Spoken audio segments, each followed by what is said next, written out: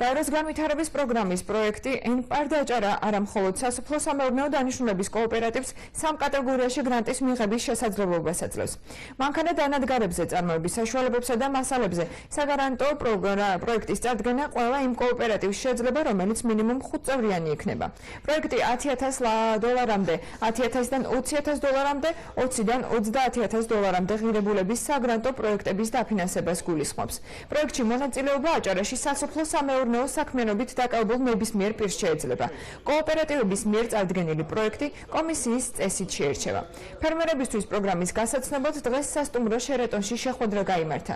გაეროს განვითარების პროგრამის პროექტის მენეჯერმა კოოპერატივებს პროგრამის შესახებ დეტალური ინფორმაცია მიაწოდა და მათ პროექტების წარდგენისაკენ მოუწოდა. საგრანტო პროგრამა დაყოფილი სამ კატეგორიად $10,000-მდე, $30,000-მდე და $50,000-მდე.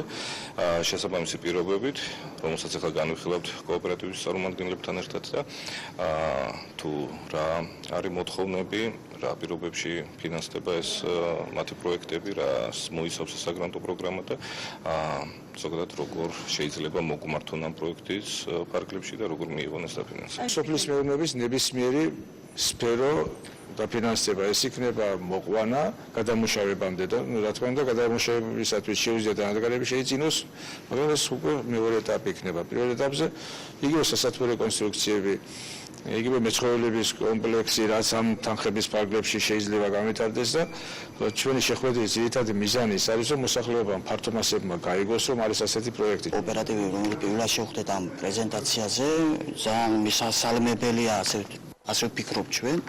ხელი შეუწყოს, რა თქმა უნდა, ჩვენი კოოპერატივის განვითარებაზე და შეჯერობით ავიღებთ ორიენტაციას, რომელიც პროექტზე მუშაობთ ამჟამად დღესდღეობით. ეს თანხები საკმარისი იქნება? შეჯერობით მე ვფიქრობ, რომ საკმარისი არის.